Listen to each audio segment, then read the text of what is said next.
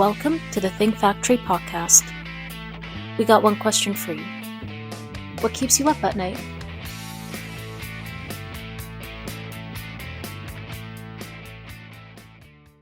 Welcome to the Think Factory's Women's Roundtable podcast, where we learn how women think big and grow business, powered by OGC Solutions.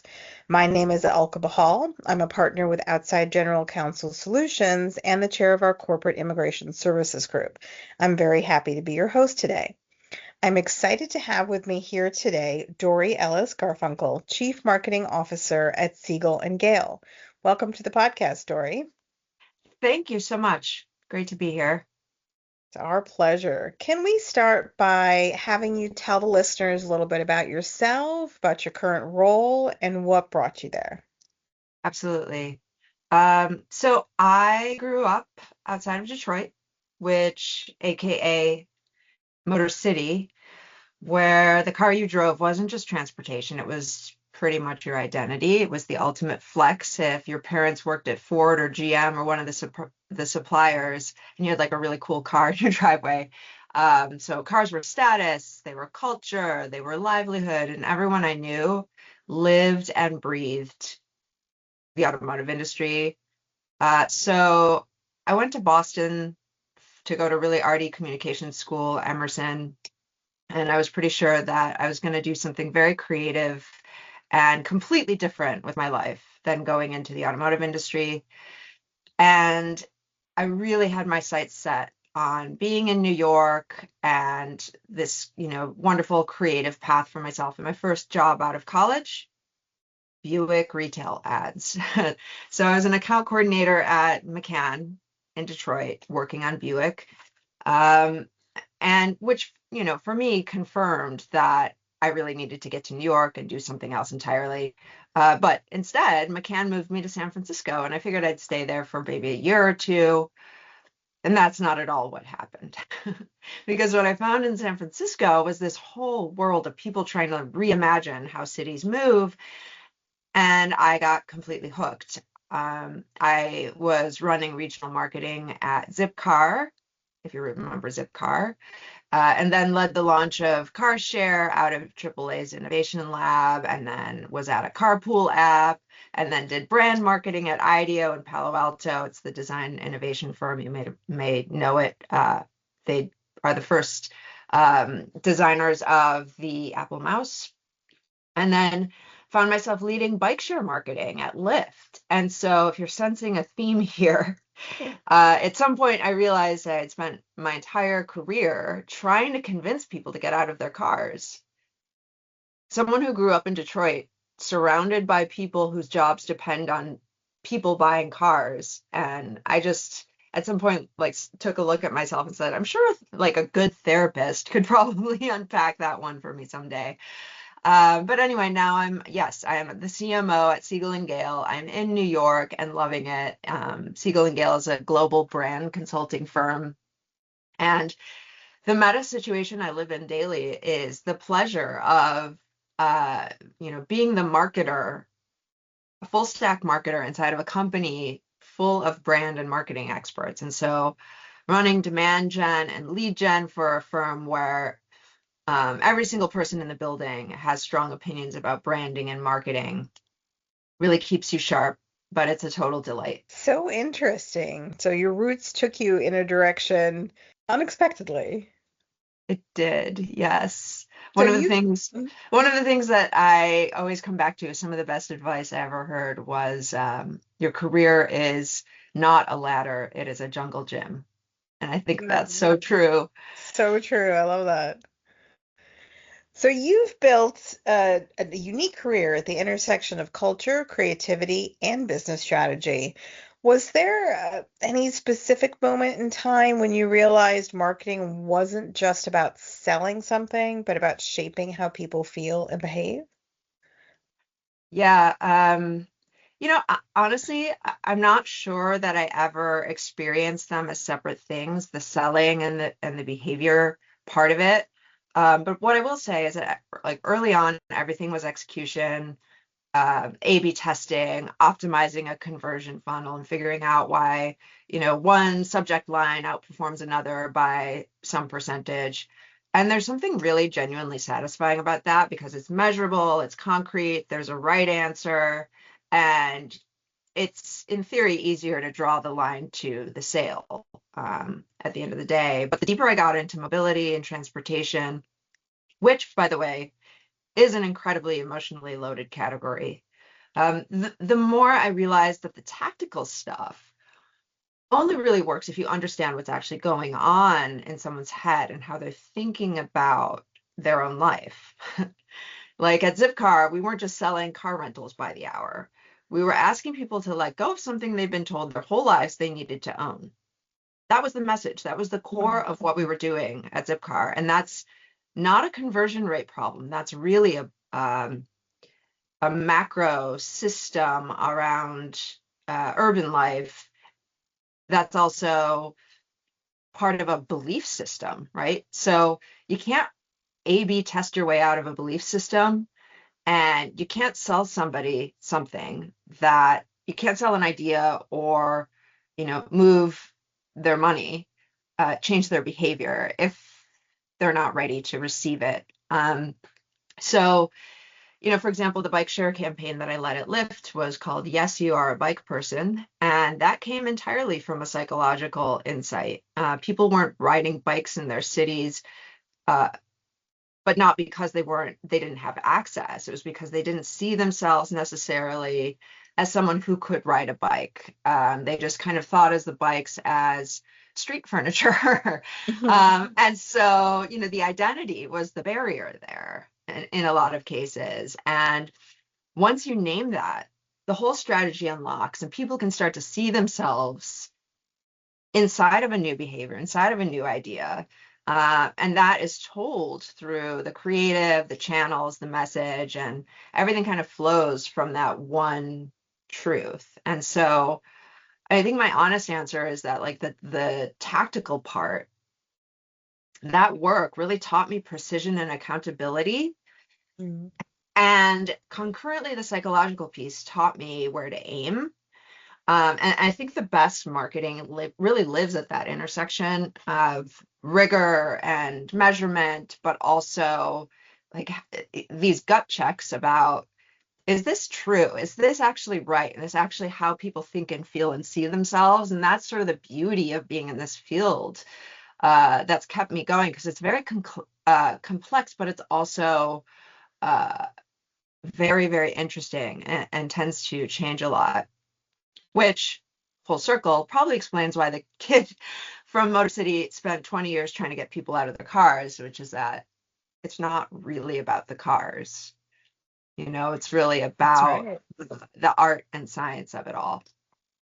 Yeah, and you have a deep understanding of those psychological factors that influence behavior. So it may be counterintuitive, but growing up in Motor City and understanding the love and the need for cars helped you develop marketing campaigns to change that behavior. 'Cause without that deep understanding, maybe you would have missed the mark.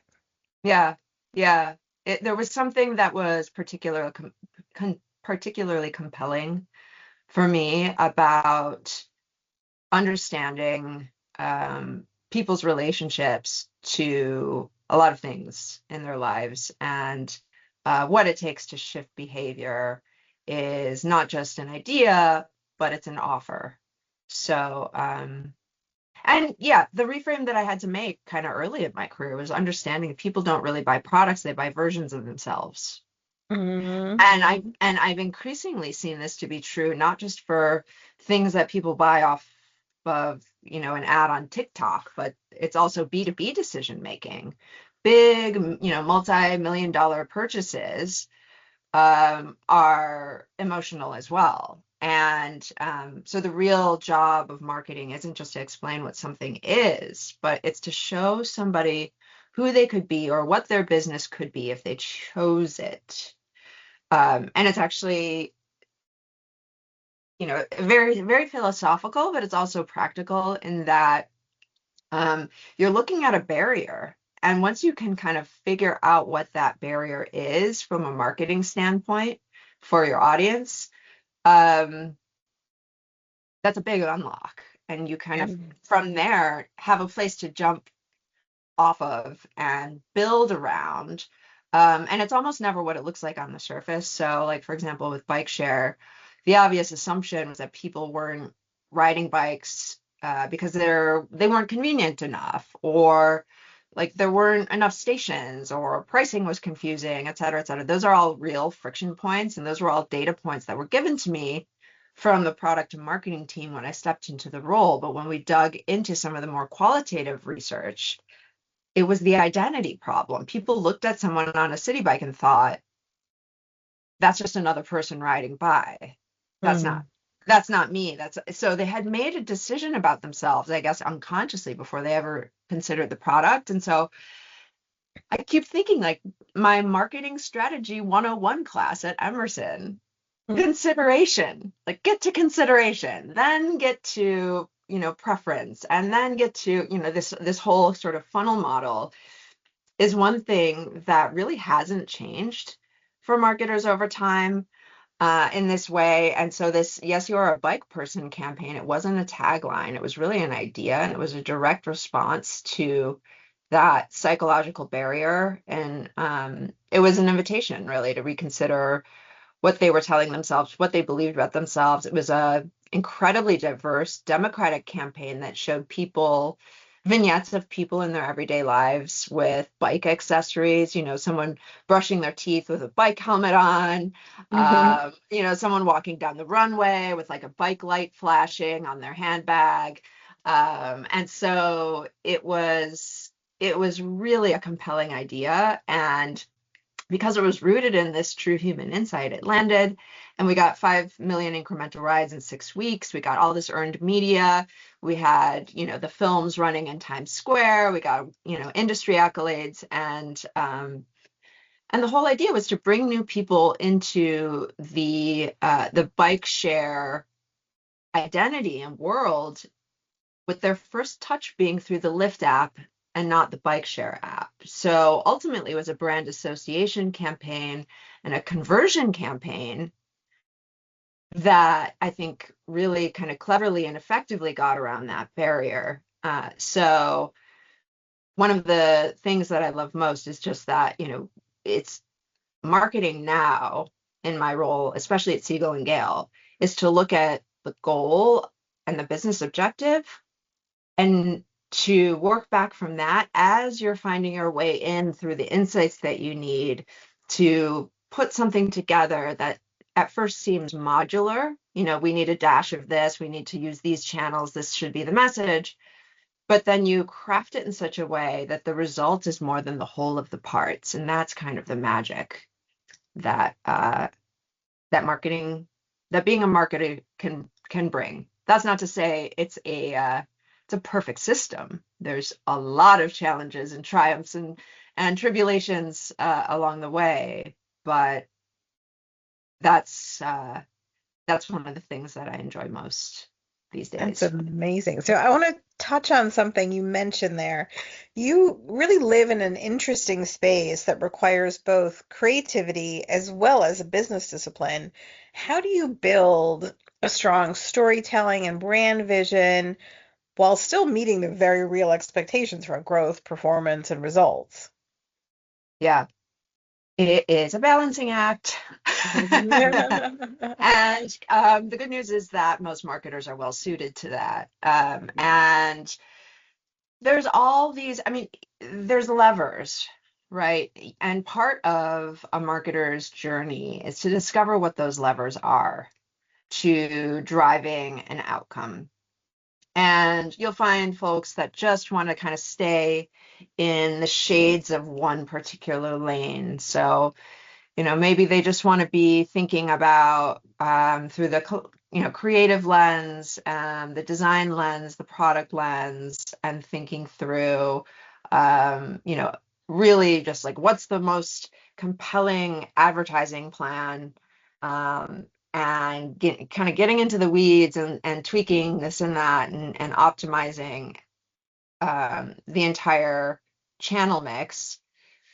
But there is this thing that AI really can't do, which is to look at everything holistically and make sure it fits and to test it rigorously and to never let your eye off the ball. Keep chasing the goal. Keep asking yourself, are we learning what we need to learn to keep moving? And what that looks like tactically is alignment, right? Making sure you have good relationships and you have placed a significant emphasis on making sure your stakeholders are clear on the task at hand, aligned on the goal, and are aware of what will be measured and agree that those are the ways that your initiatives will be measured. Agree that the resources you have are appropriate to hit those goals or not, and then you have a really productive conversation about the goals. But it's I think at the CMO level, it's a constant kind of negotiation across those elements while, encouraging your team members and sometimes really getting into the weeds on helping solve the problem of getting from objective setting to exceeding goals. And it's really, really just a highly collaborative exercise, always. I can imagine. It's a unique place to operate from. So, Mm-hmm. shifting gears a little bit, what advice do you have for women looking to build careers in this arena? Marketing, branding, strategy, leadership. In other words, what lessons, if any, did you learn in your own path that you'd like to pass on to the next generation? I love this question so much. And it almost kind of makes me a bit emotional when I think about this, and particularly, um, you know, the the young women that I see entering the workforce today are so impressive to me, and the early career women around my office, even. I mean, the confidence, the talent, clarity about what they want and what they won't tolerate. And I think it's just not the way it was when I was coming up. And I see it. It's a real cultural shift, and it gives me so much hope, and it makes me so, so happy. Um, but what I'd add to that foundation is really this. Make friends with your fear of failure. It's there. Your fear of failure, it's there. Locate it and make friends with it. Everyone has it, and you will be miles ahead of your peers if you can just make friends with it and say, um, you know, it confidence isn't the absence of fear, it's doing the darn thing anyway. Be brave, take the job that scares you a little. And if you take it and it turns out to be terrible, well, then go through the experience and learn what you can and get out with your chin up. Time is on your side. That's not a failure. That's a career. And hopefully you have a long one. So, I mean, when I look at my career, like the twists and the turns, Detroit, San Francisco, car ads, bike share, brand consulting, it's not linear. You're right. You're totally right. But every turn taught me to do something that made the next move possible and built my satisfaction with my career over time because of that. The curiosity really compounds. And then the last thing I'll say is just practically speaking, this is really concrete advice. If you find yourself in an elevator with a senior executive or a VIP, introduce yourself. Don't hesitate. Don't wait for permission to be known.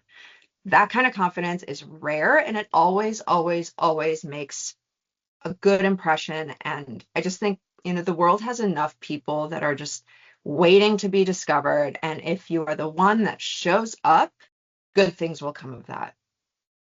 That's great advice. I love that. Be confident and outgoing in everything you do, and don't be afraid of failure. So And true. so much easier said than done. Exactly. But Exactly. yeah, it's a practice, and looking at myself, I don't have it mastery of that yet, and I don't know if I ever will. But if I had the ability to point myself in this direction as a young person, that's what I would have done. Yeah, great advice. So, Dory, thank you so much for that. Can you direct our listeners as to where they could maybe connect with you, learn more about you and Siegel and Gale? Yeah, absolutely. So, Siegel and Gale, our website is siegelgale.com. And you can find me on LinkedIn. And again, I encourage any people who are interested in talking about marketing or, career advice, or just want to, riff on my favorite subject. Look me up. Let's chat. Terrific, terrific. Well, thank you so much, Dory, for spending some time with us and sharing your insights. Very appreciated. Likewise, thank you. This was so fun. My pleasure. Thank you, listeners, for tuning in to this edition of the Think Factory's Women's Roundtable podcast. This is Alka Bahal signing off. Until next time.